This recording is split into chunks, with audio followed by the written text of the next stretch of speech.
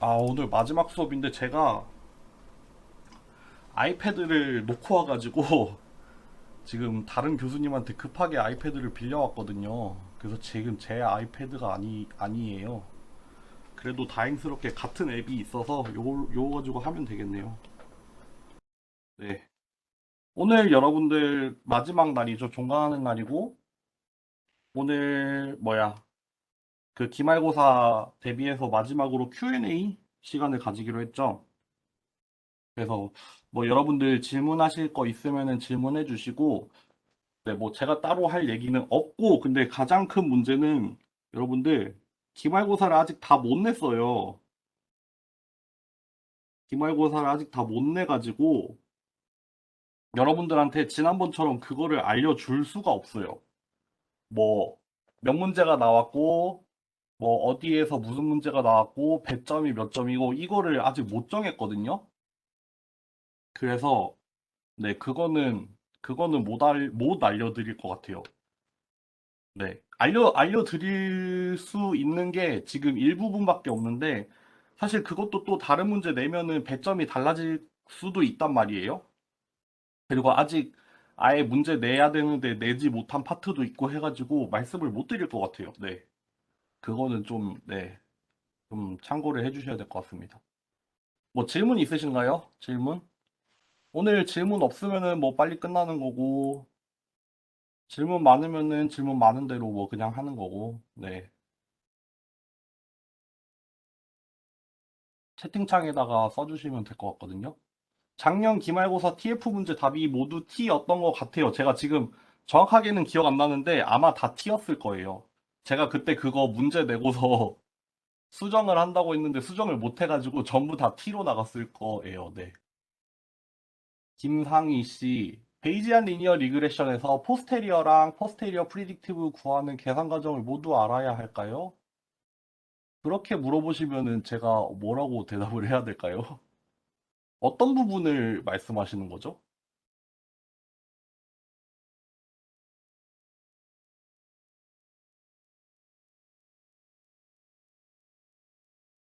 포스테리어 프리딕티브 구하는 계산 과정을 모두 알아야 된다는 게 무슨 말일까요? 그 혹시 잠기면 안 되는데? 디스트리뷰션 유도하는 과정을 알 필요는 없겠죠? 그거 그 두 개,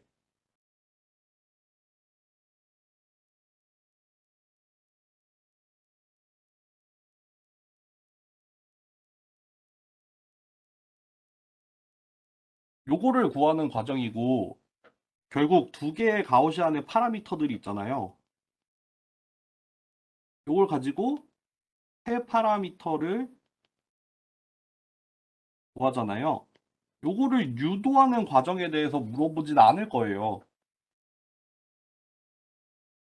뭐, 두 개의 가우시안을 곱해가지고 어떻게 새로운 가우시안이 나오냐. 그런 거를 뭐 구하는 방법을 다 알 필요는 없지만, 결국에 베이지안 리니어 리그레션에서는 뭐 기존의 파라미터들 가지고 새 파라미터들의 표현이 되잖아요. 그거 이미 강의 자료에 나와 있잖아요. 그거는 알아야죠. 작년 기말고사 4번. 잠시만요. 제가 오늘 이거 제 거 아이패드가 아니어가지고 이거 PDF를 띄울 수가 없거든요. 제가 그냥 말로 보고 할게요. 작년 기말고사의 4번.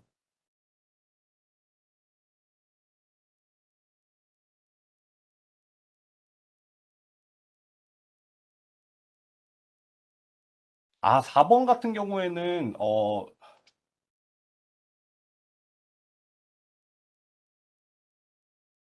요거 제가 이번 학기에는 저 내용을 수업을 하지는 않았거든요. 수업을 하지는 않았는데, 어쨌든 그 SVD, PC랑 똑같아요. 그 A 행렬을 가지고 요거를 싱귤러 밸류 디컴포지션 하면 요렇게 나오잖아요.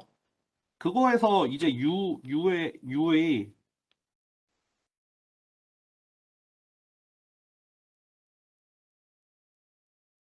요렇게 선택하면 돼요.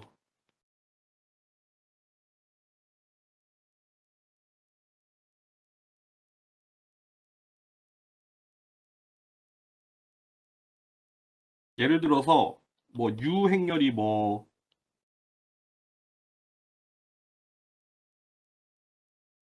이렇게 나오고 뭐 싱귤러 밸류가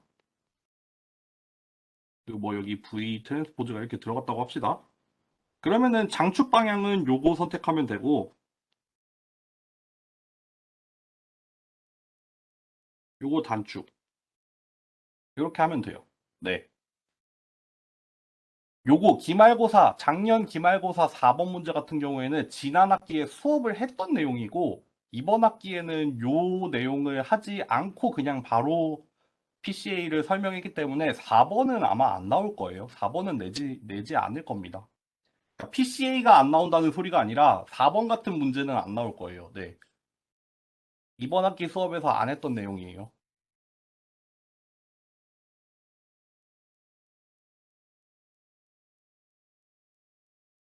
잠시만요. 문지용 학생부터 볼게요. 지난 학기 9번 문제를 보면 네, 맞아요. 제로 패딩을 적용했을 때 뭐 0이 뭐 왼쪽에 들어가든 오른쪽에 들어가든 아마 잠시만요. 제로 패딩 이거 같은 경우에는 잠깐 이게 짝수일 때는 문제가 될 수 있는데 홀수일 때는 왼쪽에 한 줄, 오른쪽에 한 줄 넣어야겠죠. 이거 그냥 말씀드릴게요. 제가 지금 풀어볼게요.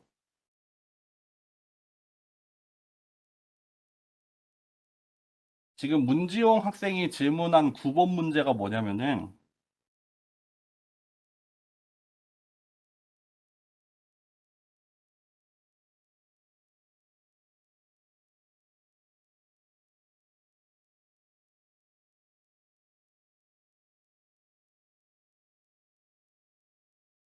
요거 두 개 컨볼루션에서 구하는 건데 제로 패딩을 적용한다 했어요. 지금 4바이 5짜리에 2바이 3짜리인데 제로 패딩 적용하면은 이거 똑같은 크기로 나와야 되잖아요. 여기에다가 0을 넣어야 되죠. 그리고 윗줄이나 아랫줄 뭐 두 개 중에 하나에다가 넣으면 될 것 같아요. 여기다가 넣을게요. 이렇게 넣어놓고 예를 들어서 이 자리를 구할 때 여기에다가 겹쳐놓고 해야 되죠. 반대로 여기 제일 마지막 자리 구할 때는 여기에다가 이제 대칭 이동을 해서 겹쳐놓고 구하면 되죠. 요거 딱 두 개 값만 구해볼까요? 여기 요 자리에서 한번 구해볼게요.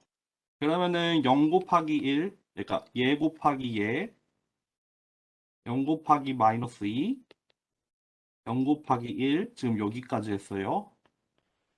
그 다음에 0 곱하기 1, 1 곱하기 마이너스 2, 1 곱하기 2 이렇게 나오겠네요. 그래서 요거는 얼마죠? 0이 나오겠네요. 여기 0. 마찬가지로 여기 한번 구해볼게요. 잠시만요. 아, 이거 내 아이패드가 아니니까 약간 손에 안 익네. 여기 한번 구해볼게요. 8 곱하기 1, 1 곱하기 마이너스 2, 0 곱하기 1, 2 곱하기 1, 1 곱하기 마이너스 2, 0 곱하기 1 이렇게 나오겠네요. 그러면 8, 6, 8, 6이 나오네요. 6 이렇게. 0을 어느 위치에 넣든 상관없냐라고 말하면은 조금 틀리는 게 여기에다가 0을 이렇게 두 줄을 넣고 이렇게 해서 구해도 되잖아요. 이렇게 하면 틀리죠. 이렇게 하면 안 되죠. 양옆에 좌우 대칭으로 넣고 위아래 대칭으로 넣어서 가야지. 지금 두 줄 넣어야 되는데, 아, 여기 좀 잘려서 안 보이나요? 지금 두 줄을 넣어야 되는데, 두 줄을 넣어야 되는데, 이렇게 넣으면 안 되죠. 이렇게 넣으면 틀린 거죠. 제로 패딩을 이렇게 넣으면 안 돼요. 위아래도 좌우 대칭으로 해야 되지만, 만약에, 어, 지금 같은 경우에는, 지금 무슨 얘기를 하는 거냐면, 여기가 두 줄이잖아요. 이행이잖아요. 그러니까 제로 패딩을 하려면 한 줄을 넣어야 되죠. 한 줄. 그거를 위에 넣든 밑에 넣든 그거는 선택하기 나름이에요. 근데 만약에 이게 2행이 아니라 3행이면은 두 줄을 넣어야 되잖아요, 패딩을. 그러면 위에 한 줄, 아래 한 줄을 넣어야 되죠. 좌우 대칭으로 나가야 돼요. 안 나눠 떨어질 때 둘 중에 하나를 선택을 하는 거는 상관없는데, 나눠 떨어지는 경우에는 대칭으로 넣어야 되죠. 네, 그 얘기를 한 겁니다. 요렇게 넣어야 됩니다. 그쵸? 여기 같은 경우에 지금 3열이니까 두 개를 넣어야 되고, 두 개 넣어야 되니까 좌우 대칭으로 넣어야 된다는 얘기예요. 그리고, 네, 다음 질문 넘어갈게요.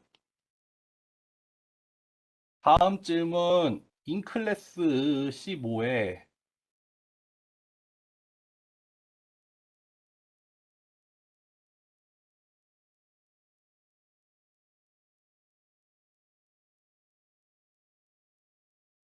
그게 보세요. P.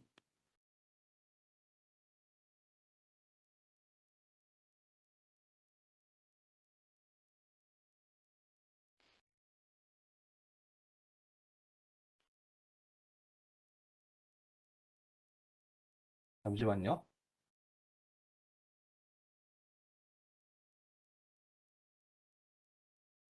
요렇게 썼죠. 제 기억에 요게 그 당시에 요걸로 기억이 나거든요.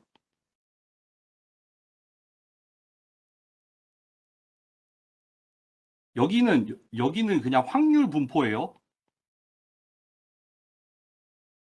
지금 가우시안이라는 뜻이 아니에요. 그러니까 x와 세타가 주어졌을 때 y의 분포는 y의 분포는 잠시만요. 인클래스 15 한 번만 띄워놓을게요. 제가 지금 기억이 안 나서.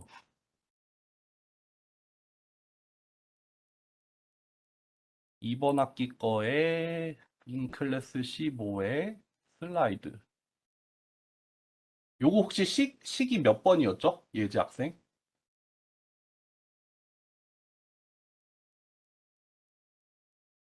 몇 번씩인지 기억나나요? 2번씩? 아, 여기 있네.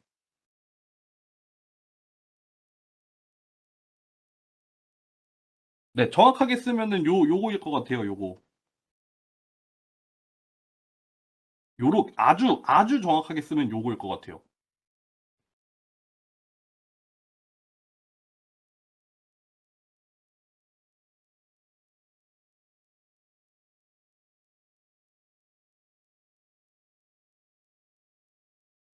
요렇게 쓰게 되겠죠? 그러니까 요거를 풀었으면은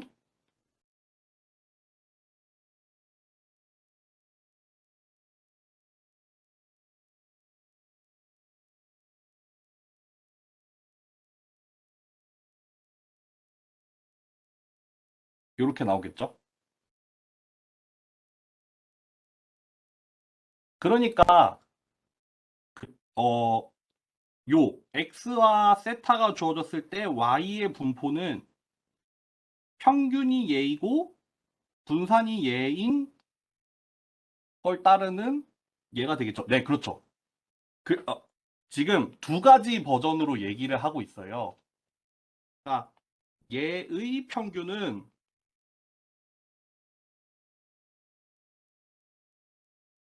얘로 표현을 한 경우도 있고 얘를 통째로 확률 변수로 봐서 요거는 사실 입실론의 평균이랑 같죠. 그러니까 0 이렇게 쓸 수도 있죠. 왜냐하면은 얘가 사실 엡실론 자체잖아요. 그러니까 내가 요 버전으로 확률 분포를 가우시안으로 쓸 거면 요렇게 쓰면 되겠죠.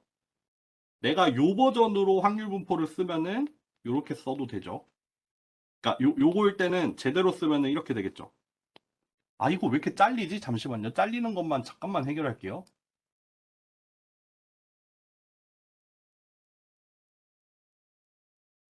이제 안 잘리죠.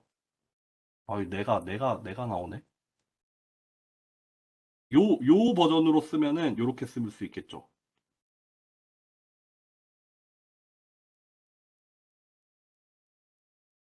요렇게 쓸 수 있어요.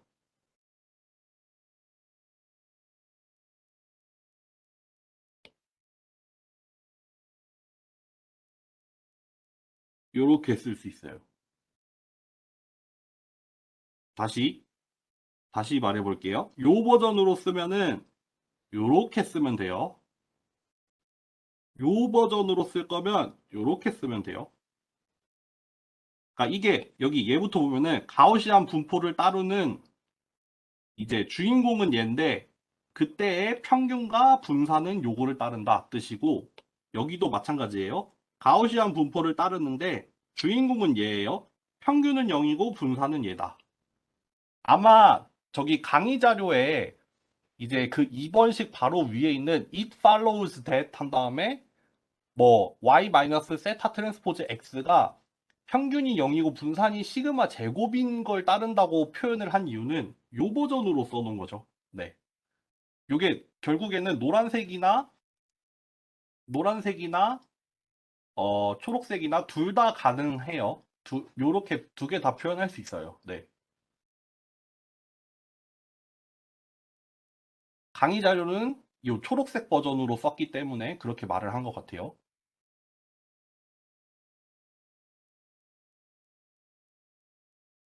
네, 그 다음 질문으로 넘어갈게요. 인클래스 19에 5페이지 13번. 5페이지 13번 썸메이션을 제이가 아니 요렇게 생각을 하시면 돼요. 예를 들어서 그러니까 어 이게 10번식에서는 요렇게 되잖아요. 정확하게 쓰면은 아마 요렇게 될 것 같아요. 잠시만요.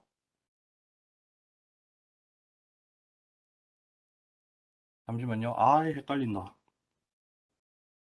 1부터냐, 0부터냐. 그러니까 예를 들면은 그냥 예를 들어서 한번 써볼게요. J가 1부터 10까지 더해진다. 라는 어떤 썸메이션이 있을 때 얘를 J가 K일 때랑 J가 K가 아닐 때로 나눠서 쓴 거죠. 그러니까 요거는 J가 K일 때 하나만 된 거고 요렇게 쓸게요. 요렇게. 이걸 뭐라고 쓰면 좋을까?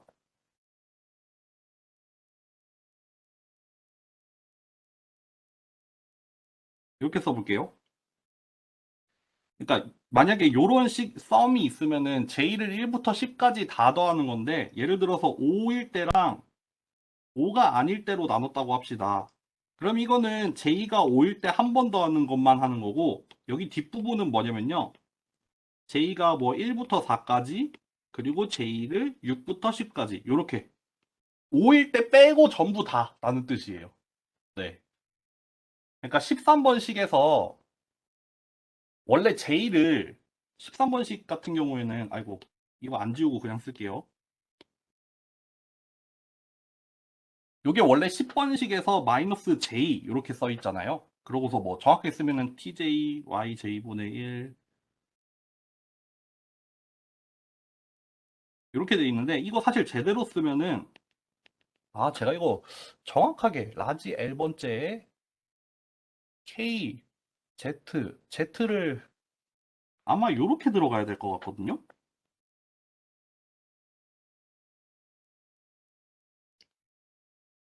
요게 1부터인지 0부터인지 지금 약간 헷갈려요. 아마 잠깐만요. Z를 어떻게 정의했었지? 1부터인 것 같은데. 그쵸? 요게 10번식이에요. 그 다음에 이게 11번식으로 내려오면서 요렇게 한 거죠. J가 K일 때 주어진 어떤 K 그러니까 1부터 라지 ML 사이에 있는 어떤 값 하나 요거랑 J가 K와 같지 않은 모든 경우 요걸로 두 개를 나눈 다음에 여기가 11번이죠. 그런 다음에 그 11번 앞쪽에다가 요 경우에 대해서 대입을 했을 때는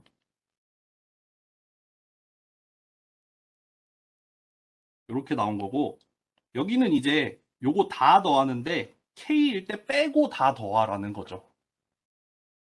그거를 이렇게 쓴 거예요.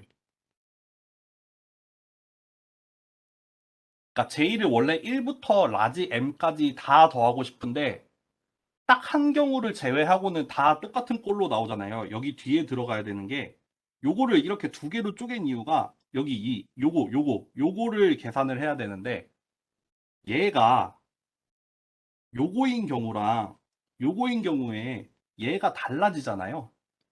그러니까 얘가 K일 때는 어떤 꼴이 나오고 얘가 K가 아닌 경우에는 다 똑같은 꼴로 나오잖아요. 그거를 나눠서 더한 거죠. 네.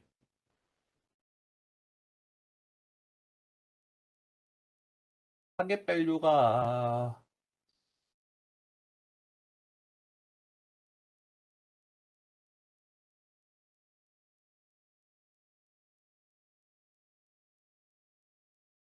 타겟 밸류가 잠시만요.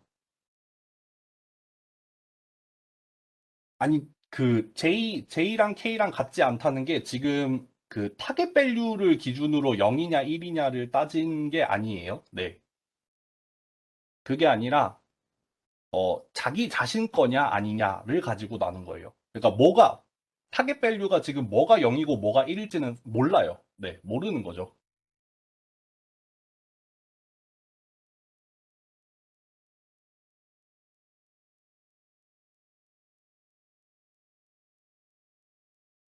또 질문 있을까요?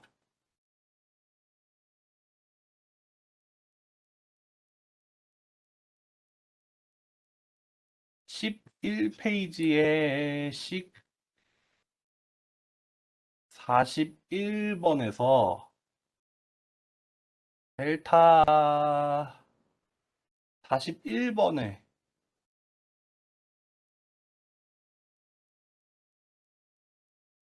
잠시만요. 맞네. 잠시만요. 그쵸, J여야 되네요. J. 네, 맞습니다. 아, 틀린 거 엄청 많이 찾아주네.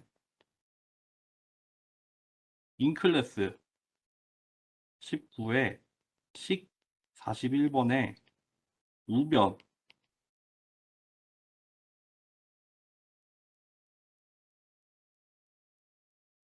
그쵸, 로컬 그레디언트는 아래첨자 하나면 되죠.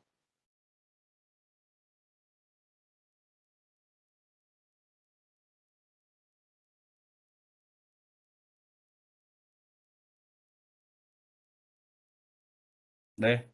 또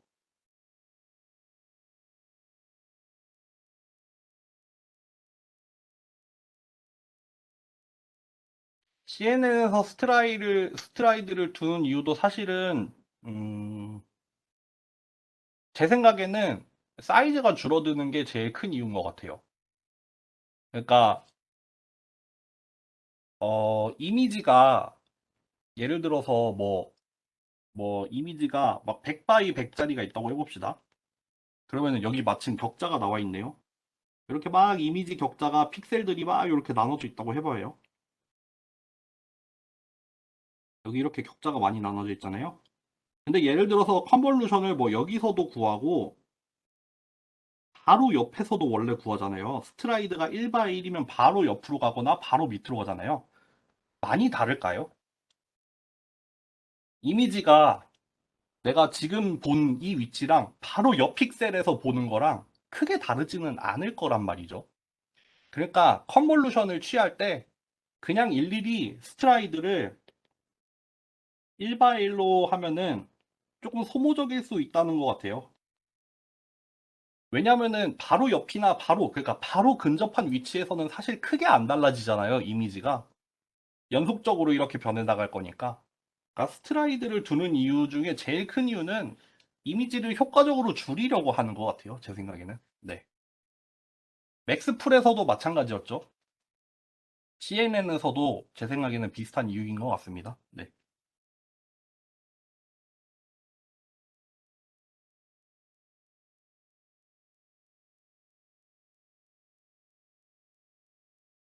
제 기억이 맞다면 디멘션이었던 것 같아요. 인풋의 디멘션. 그 식을 봐야 알겠지만 보통 D였으면 아마 디멘션이었을 거예요. 잠시만요. AIC 잠깐 보러 갈게요.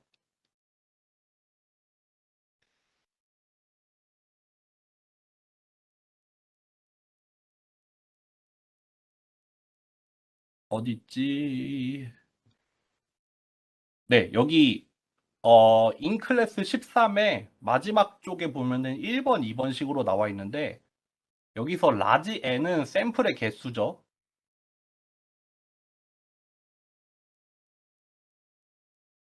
그리고 여기 D는 디멘션이 아니라 그거네요. 실수할 뻔했다. 여기서 그냥 다시 설명할게요. AIC든 BIC든 결국 이런 꼴이에요. 마이너스 로그 라이클리후드 여기에다가 모델의 컴플렉시티가 들어가는 형태거든요. 근데 이게 AIC인 경우에는 여기서 D 같은 경우에는 클러스터의 개수죠.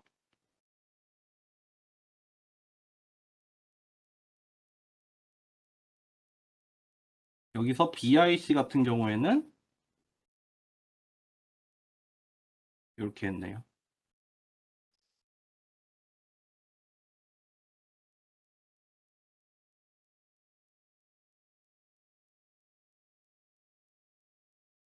이렇게.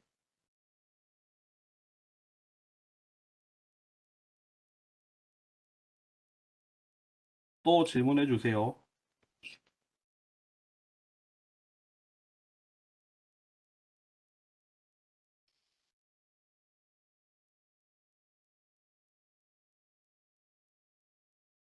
맥스 풀링을 할 때도 패딩을 해줘야 하는 게 맞나요?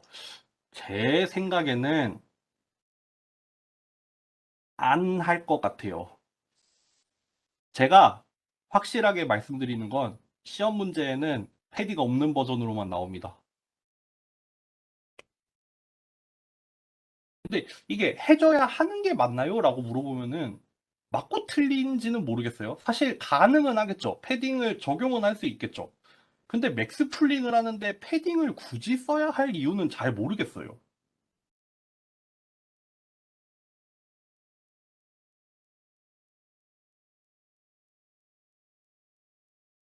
그러니까 패딩을 왜 쓰는지 생각해 보면은 그 바운더리 영역에서 예를 들어 컨볼루션이라고 하면은 바운더리 영역에서 조금 없는 값들을 채워주는 게 패딩이었는데 맥스 풀링 자체는 그 약간 커널 사이즈를 잡아놓고 그 각각의 자리에서 대표 값들을 뽑는 거잖아요. 그러니까 뭐 굳이 패딩을 해야 되나 싶긴 한데 이거는 저도 좀 찾아봐야 알겠네요. 맥스 풀링에다가 패딩을 적용을 하나? 하나 안 하나? 잘 모르겠네요. 확실한 건 시험에는 맥스 풀링이 나온다면 패딩을 안 써도 되는 걸로 낼 겁니다. 네.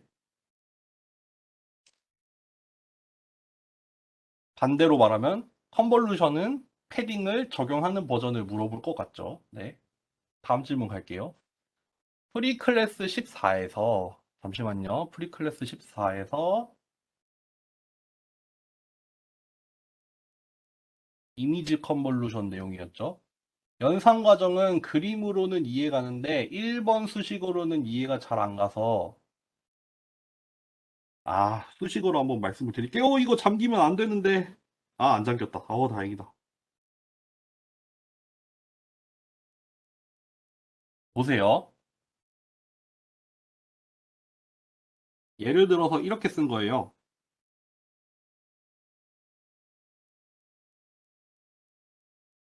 뭐 복잡하게 그릴 필요 없겠네. 여기가 이미지의 1,1이잖아요. 요게 인풋 이미지라고 합시다. 그리고 요거를 여기서는 F라고 했네요. 그리고 우리가 뭐 커널로 여기서 커널이 뭐냐? 아니네. 얘가 R이구나. 아니지. 왜 이래?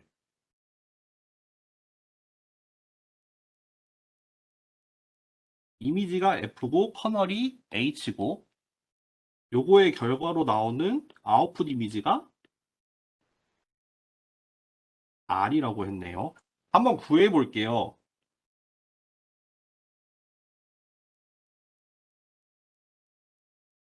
뭔가 익숙하지가 않다. 만약에 패딩이 적용이 돼서 같은 사이즈로 나왔다고 합시다. 예를 들어서 여기의 값을 구한다고 해볼게요. 여기의 값은 R11이겠죠? 여기 컴마 찍었나? 안 찍었네. R11이죠? R11을 구하는 방법은 뭐냐면요. 여기를 기준으로 해볼게요. 그러면은 이렇게 볼게요. 여기 1,1이죠. 1,2고 2,1이고 2,2죠. 여기가 2,2죠. 2,1이고 1,1이고 1,2죠. 이렇게 구해지잖아요. 그러니까 F11에 H22, F12에 H21, F21에 H12, F22에 H11 이렇게 해야 컨볼루션이죠. 요 한 자리를 구하는 과정이 이렇게 구해지죠. 요거를 서메이션을 써서 나타낸 거예요. 지금 약간 뭐 인덱스의 차이가 있긴 한데 요거를 요렇게 써도 되거든요. 요거 한번 서메이션으로 한번 바꿔서 써볼게요.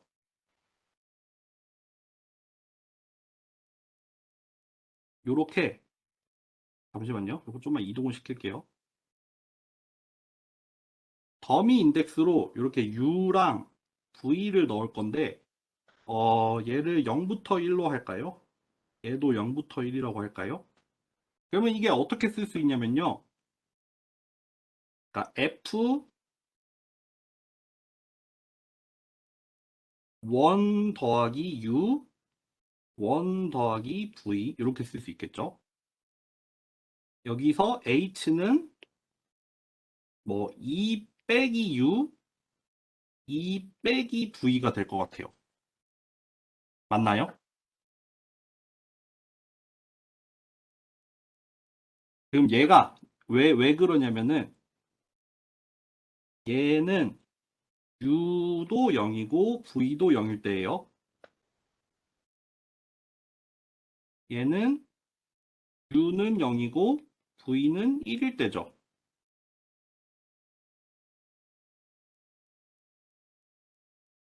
마찬가지로 얘는 U가 1이고 V가 0일 때예요. 얘는 U도 1이고 V도 1일 때예요. 이렇게 반복적으로 구해 나가는 거를 이게 반복하는 거잖아요. 반복하는 거니까 서메이션 두 개로 바꿨어요. 행방향, 열방향으로 두 개가 필요하니까 U랑 V로 했고 여기 인덱스를 잘 보면요, 여러분들. 저기 1번식에서 쓴 거랑 아주 동일한 건 아니지만 어쨌든 어떻게 들어갔냐면 어, 지금 H에다가 저걸 썼구나. 여기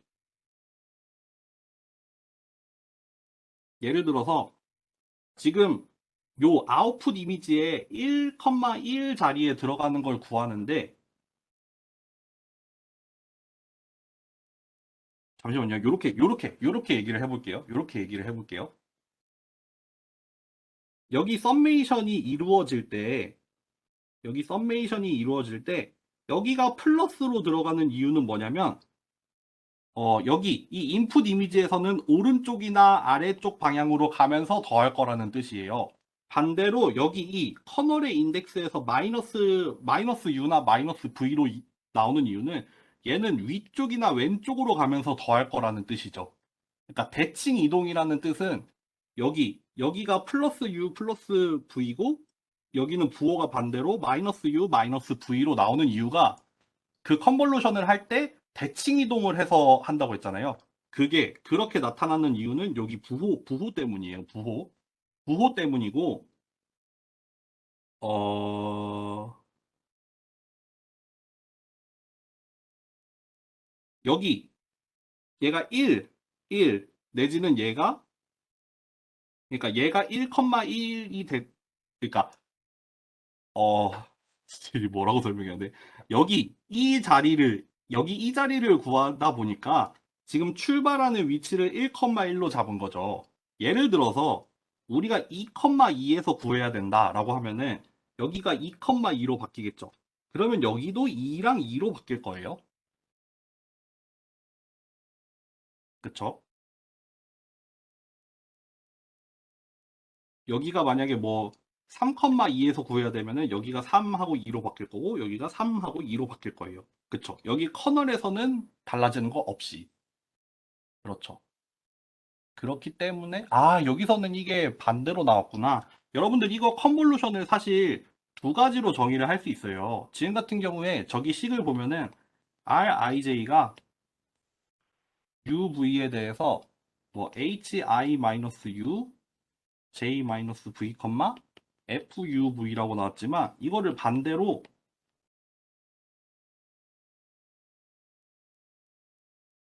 이렇게 쓸 수도 있거든요. 저는 요 버전으로 설명을 한 거죠. 요래도 뭐 달라지는 건 없어요. 컨볼루션은 사실 그 두 개, 그러니까 A 컨볼루션 B나 B 컨볼루션 A나 동일하거든요. 교환이 가능하거든요. 그렇기 때문에 이렇게 쓴 거고, 그러니까 약간 뭐 지금 시작하는 인덱스에 따라서 조금 다르긴 한데 지금 컨볼루션의 정의를 잘 이해를 하는 거는 요것만 잘 기억하시면 돼요.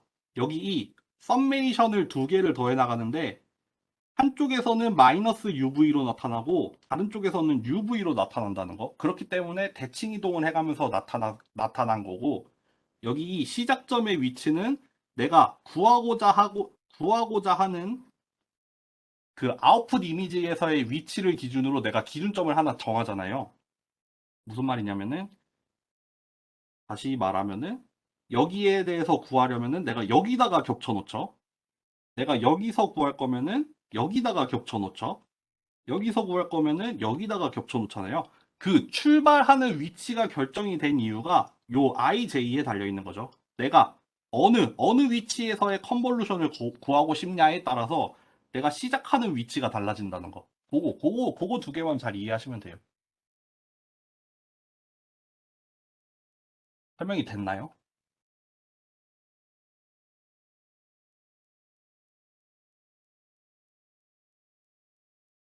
또 질문하세요.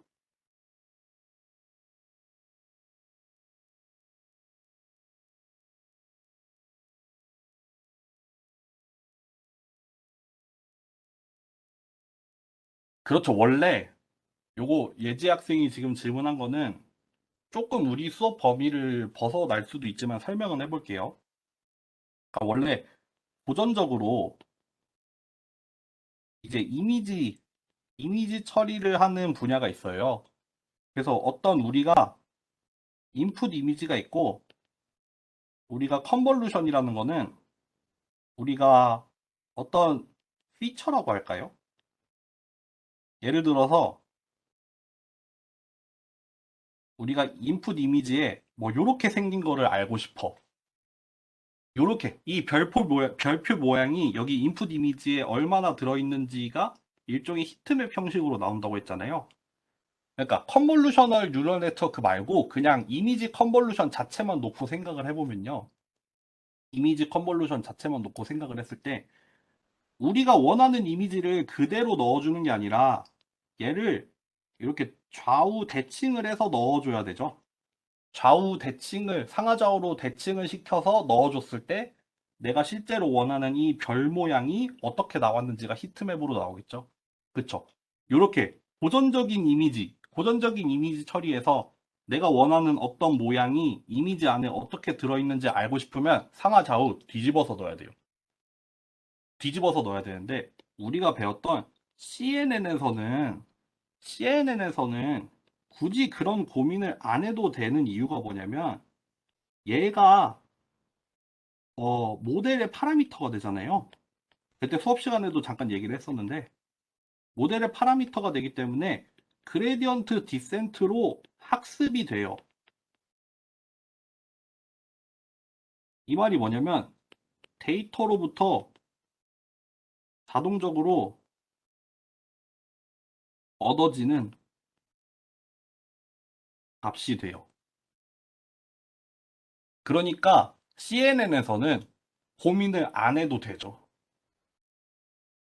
그냥 예전에 고전적인 이미지에서 컨볼루션을 사용을 하려면 내가 이 커널을 뭘 사용을 해야 되고 어떻게 집어 넣어야 될지에 대해서 고민을 해야 되는데 CNN 같은 경우에는 우리가 커널을 명시하지 않아요. 우리가 저번에 파이썬에서 한번 해봤죠. 각각의 레이어를 어떻게 설계할지만 뭐 커널을 몇 개를 쓸 거고 사이즈를 뭘 쓸 건지만 정해주면 이제 학습을 통해서 이 커널 이미지 자체를 구하잖아요. 그러다 보니까 요거에 대해서 고민을 할 필요가 없어지죠. 네. 네, 결론 내면 저 한예지 학생이 표현한 거 커널은 비교를 원하는 이미지를 상하좌우로 뒤집어서 넣어줘야 돼요. 맞아요. 그렇게 넣어야 돼요. 다만 우리 수업에서 배웠던 CNN에서는 그런 고민도 할 필요가 없다라고 말하는 게 또 맞는 표현이 되겠죠. 또 질문하세요.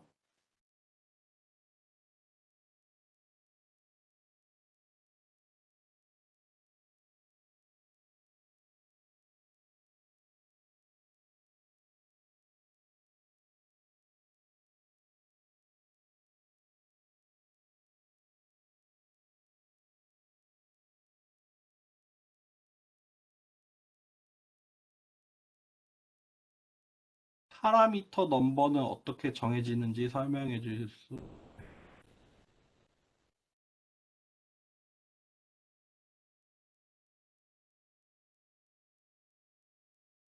잠시만요. 파이썬 실습 한 번만 열게요.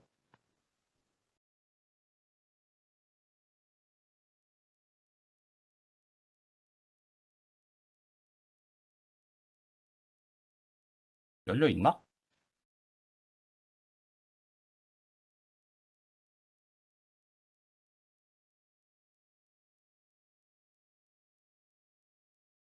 CNN이 몇 주 차였지? 13주 차였나?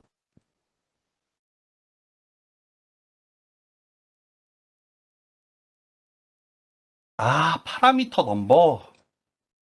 파라미터 넘버는요. 잠시만요.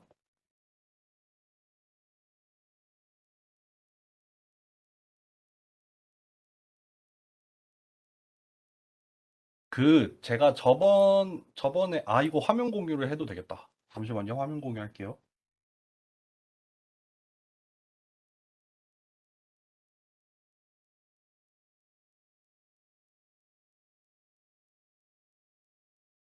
왜 안 되지? 잠시만요.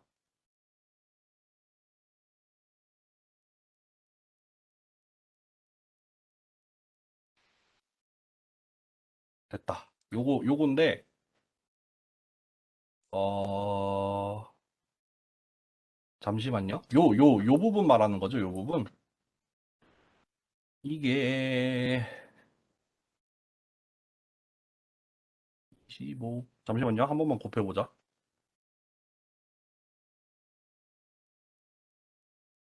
왜 하나가 더 들어가 있지? 생각해보자. 생각해보자. 엑스플링 자체는 그렇고, 잠시만요.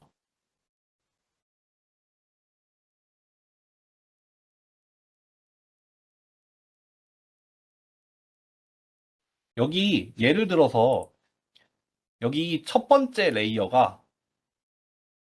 번째 레이어가 한 일은 28 x 28짜리 이미지를 받아서 이 5 x 5짜리 커널을 32개를 적용을 하잖아요. 그러면은 요 레이어에 들어가는 파라미터의 수가 832개라는 거예요. 왜 그러냐면은 여기로 한번 넘어갈게요.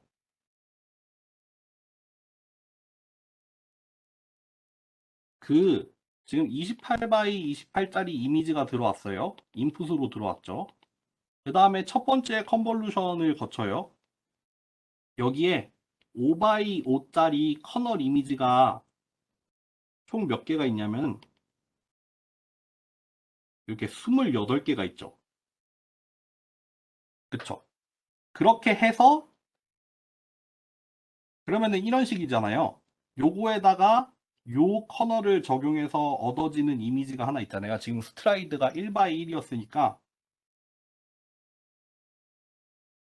28 x 28짜리 똑같은 이미지가 나와요.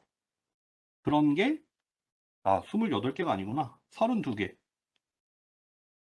그러면은 요런 게 32개가 나온다고 했죠. 그래서 이게 28바이 28바이 32라고 나와 있는 이유. 요 컨볼루션 2D 레이어의 아웃풋이 28바이 28바이 32가 된 이유가 이거였죠. 그쵸? 요 인풋 이미지에 이 첫 번째 커널을 적용한 이미지, 요 두 번째 커널을 적용한 이미지, 요런 게 32개가 있어서 요런 디멘션이 나온다고 했어요. 방금 얘기했듯이 요 레이어에 들어가는 파라미터는 요만큼이 필요해요. 그쵸? 지금 예를 들어서 요게 커널 하나잖아요. 요게 지금 그러면은 25개의 어떤 스칼라들로 이루어져 있죠. 요게 32개가 있는 거죠. 그러니까 이거 곱하면 사실 800개거든요. 네. 나머지 32개가 어디서 튀어나왔는지 모르겠어요. 아마도 액티베이션 펑션에서 나온 것 같은데, 액티베이션 펑션인가? 잠깐만. 아, 나 이거 잘 모르겠네. 근데 여기 어쨌든 지금 예지 학생이 물어본 게 뭐냐면은 아까 그 뭐야. 지금 요렇게 나와 있어요. 방금 봤듯이 여기에 보시면은 아웃풋 쉐입이 이렇게 되는 거 이제 이해되시죠? 28바이 28짜리 그 커널의 아웃풋이 32개가 나올 거고 요 레이어를 계산하는데 필요한 전체 파라미터 수 스칼라가 몇 개가 필요하냐? 832개가 필요하단 말이에요. 내가 800개까지는 알겠는데 지금 마지막 32개가 뭔지 잘 모르겠어요. 근데 어쨌든 간에 요 레이어에 들어가는 파라미터가 832개다라는 뜻이에요. 아, 바이어스인가? 바이어스인가? 28바이 28인데 바이어스가 하나가 들어가? 액티베이션 때문에? 잠깐만. 일단 문지용 학생의 말을 따를게요. 832는 그럼 바이어스 포함해서 832개다. 그레디언트 디센트 돌리면 요 파라미터들이 다 학습이 돼야 돼요. 마찬가지로 이 두 번째 컨볼루션 레이어 들어가 보면은 요 두 번째 컨볼루션 레이어 요거잖아요. 요거.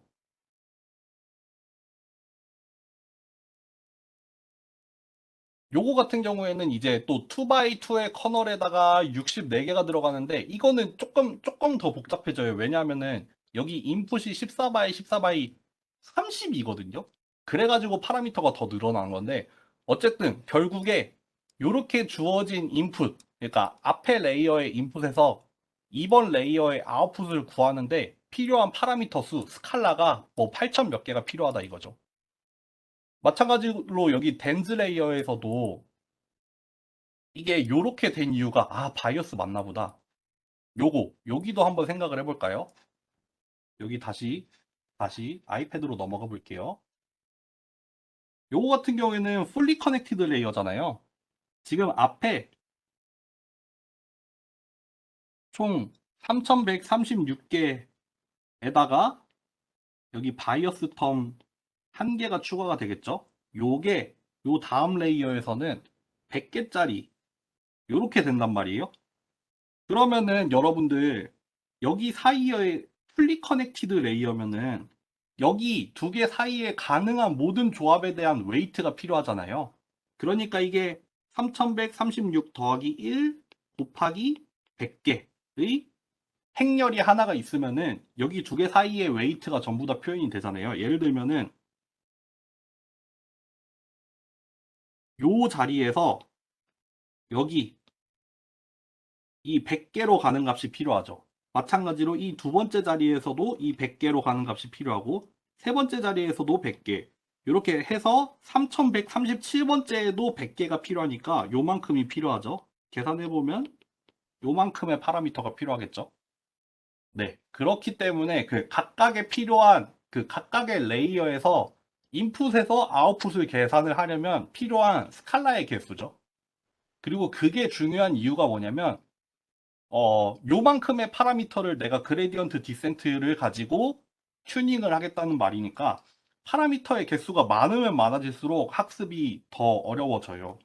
요즘에 뭐 유명한 뭐가 있지? GPT-3 뭐 이런 거 나오잖아요. 그런 거 뭐 파라미터 개수 요새 몇 개 한다 이런 얘기 하잖아요. 몇 개인지 저 잘은 몰라요. 엄청 많겠죠. 어쨌든 간에. 지금 우리가 이렇게 작은 뉴럴 네트워크만 해도 몇만 개가 그냥 넘어가는데 그렇게 어려운 거 하려면은 파라미터 수 엄청 많아지겠죠. 궁금하면 한번 찾아보세요. 저 몇 개인지 잘 모르겠어요. 스케일이 몇 개인지 잘 모르겠어요. 이게 몇만 단위인지 몇 억 단위인지 그거보다 더 넘어가는지 잘 모르겠네요. 네. 또 다음 질문.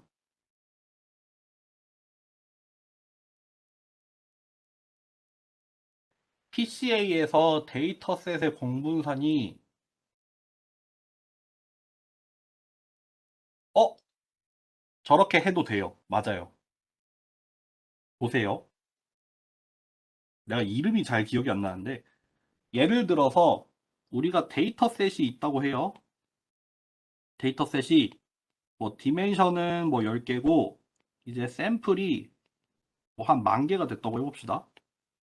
이렇게 X가 있어요. 데이터셋을 하나에다가 다 모아놨다고 해봐요.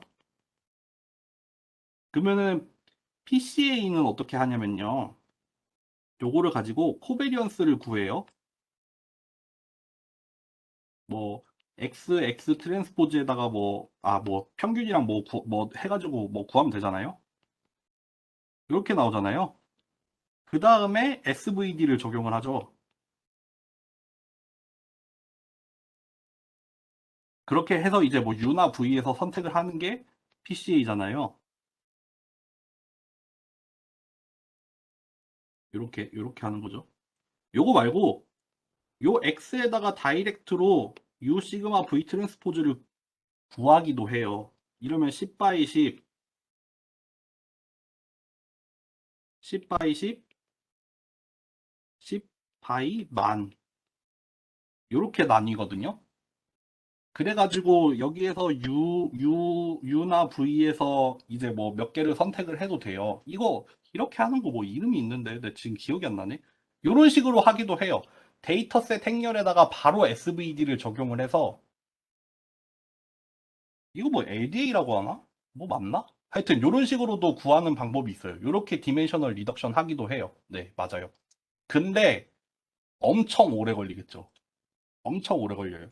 보통 요게 엄청 크잖아요. 데이터셋이 뭐 만 개면 좋겠지만 뭐 엄청 많아지면은 요거 행렬 자체를 이렇게 싱귤러 밸류 디컴포지션을 해야 되거든요. 근데 SVD가 요게 좀 계산이 어려워요. 그러니까 컴플렉시티가 높아요. 왜냐하면은 보통 여러분들 행렬이 있을 때 행렬의 역행렬을 구하는 게 조금 계산이 오래 걸리는 편이거든요. 역행렬이 들어가면은 계산이 되게 막 지수적으로 늘어나요. 근데 SVD 같은 경우에 행렬의 역행렬을 구해야 되는 계산이 포함이 되고, 특히 그러면은 예를 들면은 뭐 행렬의 사이즈가 2배가 될 때 뭐 그거의 역행렬을 구하는 거는 지수적으로 늘어난단 말이에요. 그러니까 이렇게 샘플이 10,000개, 10만 개, 100만 개가 되면은 SVD를 하는 게 너무 오래 걸려요. 엄청 오래 걸리거든요.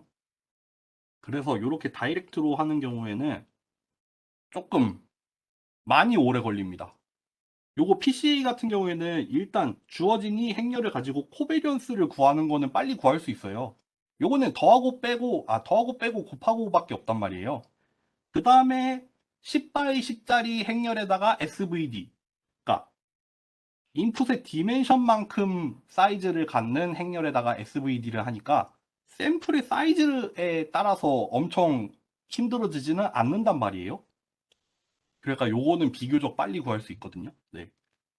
그런 차이가 약간 있습니다.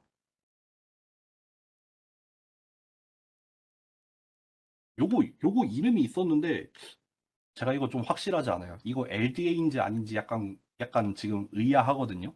LDA였던 것 같은데. 네, 하여튼 그런 거 있습니다.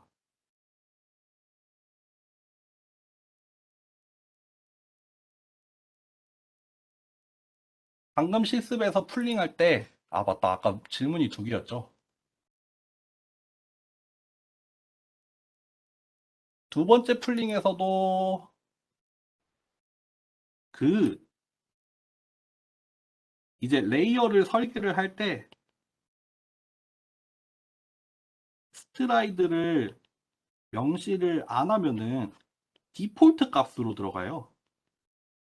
제가 알기론 그래요. 그러니까 이전 레이어의 값이 아니라 아마 디폴트로 들어갈 거예요. 네. 그렇기 때문에 그때 예제에서 그리고 이 디폴트 값이 제가 알기로 풀 사이즈랑 동일하거든요. 그러니까 예를 들어서 맥스 풀을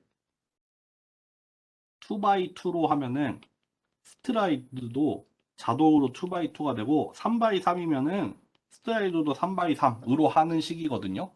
그러니까 이 두 번째 맥스 풀 레이어에서의 스트라이드로 스트라이드가 2x2가 된 이유는 그 앞에 맥스 풀이 2x2여서가 아니라 지금의 풀 사이즈가 2x2여서 아마 스트라이드도 2x2가 됐을 거예요. 네. 요거는 제가 요거 아마 시험 문제에 낼 거지만 헷갈리지 않게 낼 겁니다. 네. 제가 정확하게 요거 제가 그때도 얘기했지만 뭐 컨볼루션이나 맥스풀 같은 거 사이즈를 계산을 하는 게 중요하다고 했잖아요. 제가 이거 구하는 문제를 낼 건데 정확하게 뭐 패딩도 어떻게 적용을 해라. 스트라이드도 뭐고 커널 사이즈도 뭐다. 이거 딱딱딱 다 명시를 해 놓을 거니까 네, 요렇게 뭐 디폴트 값이 뭔지에 대해서 물어보진 않을 거예요. 네.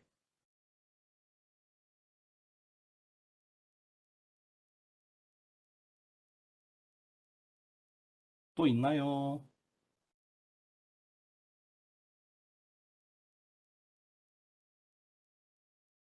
여러분들 아직 다 내지는 않았지만 약간 힌트를 드리자면 그 작년도 기출도 사실 약간 그렇긴 한데 중간고사에 비해서 기말고사 범위는 실제로 계산할 수 있는 문제가 좀 많을 거예요. 그럴 것 같아요, 제 생각에. 그러니까 단순히 이게 뭔지 이해를 하는 데서 끝나는 게 아니라 직접 구할 수 있는 그런 포인트들이 많거든요. 그러니까 그런 문제가 조금 나올 것 같아요. 기말 기출 보면은 그런 거 많잖아요. 컨볼루션도 직접 구하라고 하고, 뭐 맥스풀 같은 것도 직접 구할 수도 있고, 뭐 사이즈 구하는 문제도 있고 이렇잖아요. 그런 문제들은 당연히 나오겠죠. 거기에다가 이제 요번 학기에 조금 더해진 내용으로는 뭐 베이지안 인퍼런스 같은 거는 뭐 직접 계산을 할 수 있는 문제를 낼 수 있을라나? 잘 모르겠어요. 근데 안 내진 않을 거고요. 그리고 뭐 RNN 같은 경우에는 사실 LSTM만 이해를 잘 하면 될 것 같고, 네, 뭐 그런 것들.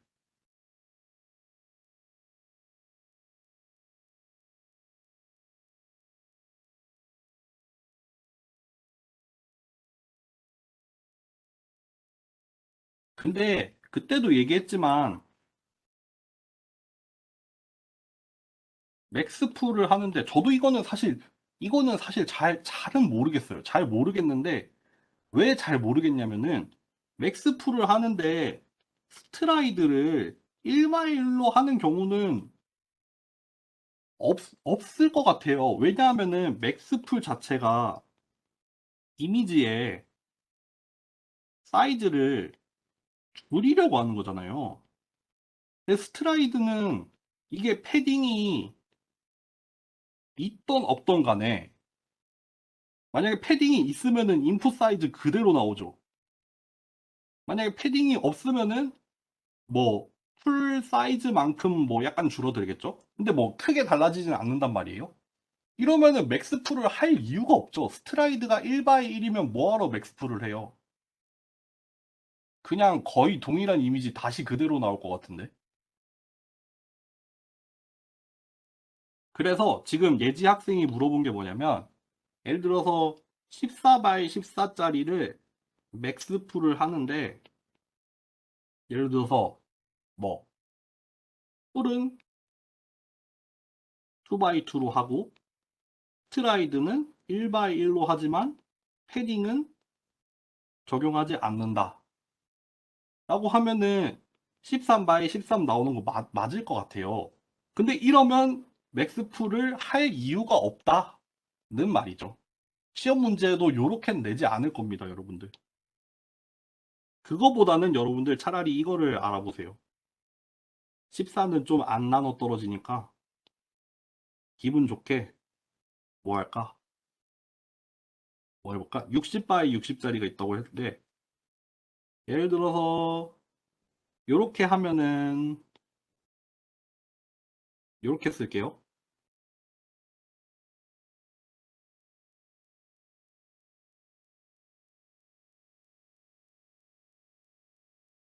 그리고 그냥 패딩은 없다고 할게요.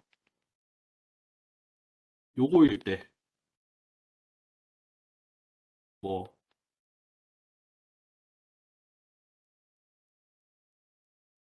요거일 때 각각 얼마가 나올까요? 요거는 한번 생각해 보세요.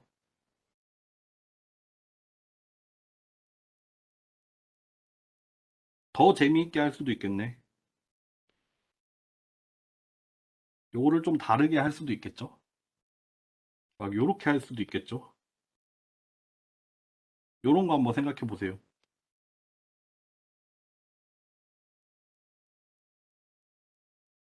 또 다음 질문.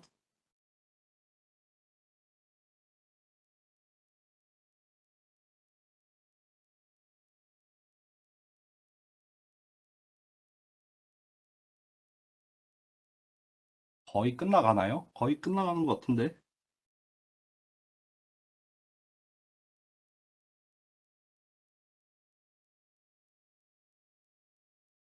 맞아. 과제 제출 확인 메일 보낸 사람이 있는데 제가 아직 확인 안 했거든요. 네, 잘 왔어요. 아직 확인은 못 했어요.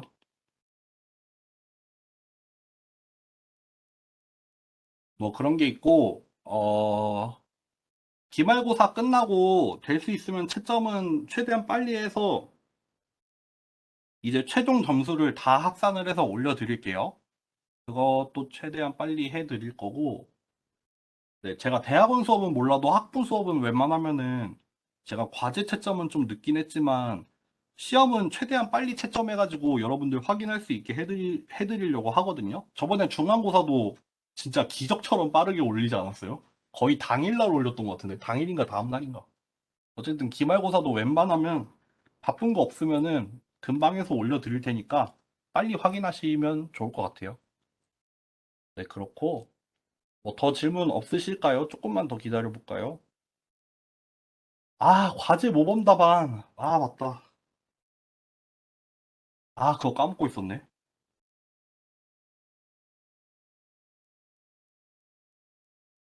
이거 과제 모범 답안 이거 시험 전에 올려달라는 말인가요? 당연히 시험 전이겠죠?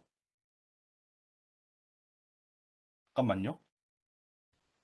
제가 이거 오늘 오후에 올릴게요.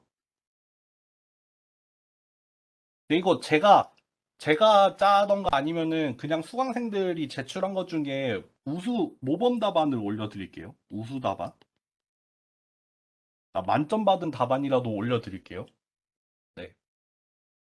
아, 제가 이거 완전 까먹고 있었어요. 아웃풋 사이즈 답 한번 구해드려요? 구해드릴까요? 이거 너무 쉽지 않아요? 요거 딱 하나만. 요거 먹을 것 같아요. 아, 내가 가리고 있구나.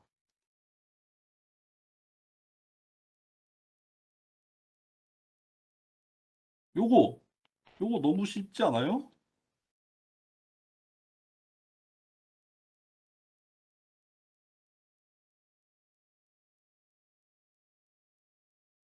나머지 뭐 말할 필요도 없을 것 같은데? 네.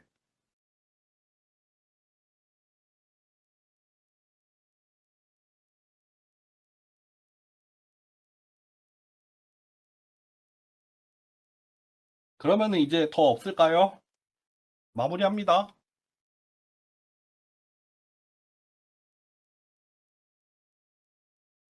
마무리할게요, 여러분들. 뭐라 해야 되지? 제가, 제가 이제 여기 이 학교에 온 지 이제 두 학기가 지났어요. 두 학기. 이번 학기가 두 학기째였고, 두 학기 연속으로 담당한 유일한 과목이 요 과목이에요.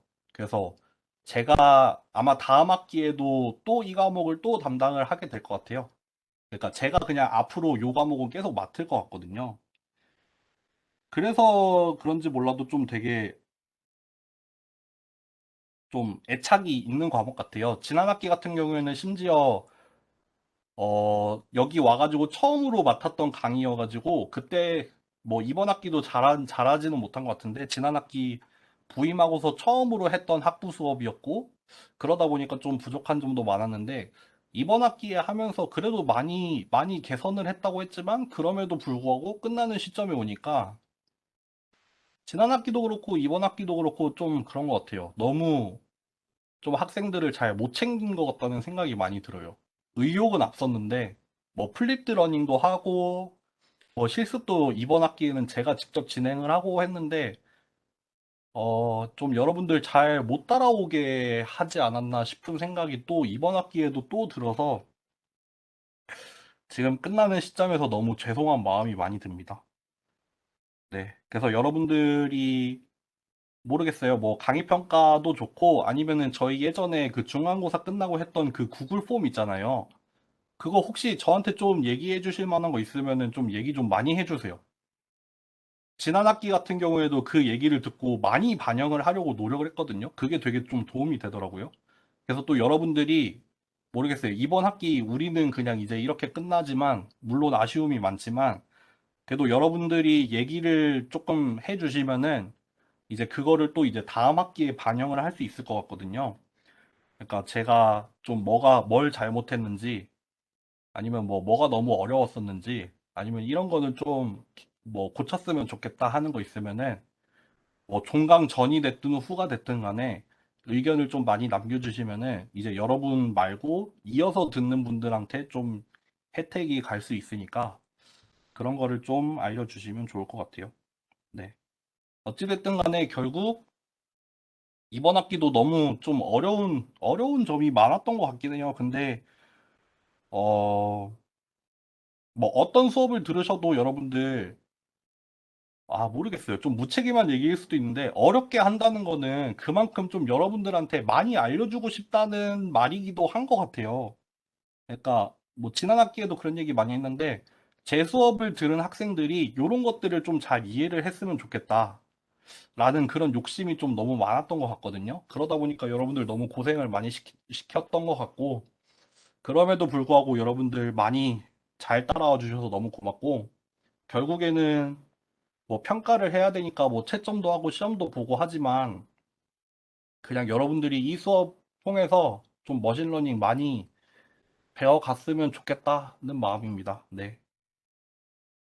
한 학기 동안 수고 너무 많으셨고, 이제 수요일 날 마지막 기말고사 준비 잘 하셔서, 네, 다들 잘 마무리하셨으면 좋겠습니다. 아, 그리고 마지막, 진짜 내가 너무 갑자기 잡담을 많이 하는 것 같은데, 제가 여기 오고 나서 비대면 수업밖에 못 해봤어요. 사실 여러분들 얼굴을 아무도 모르거든요.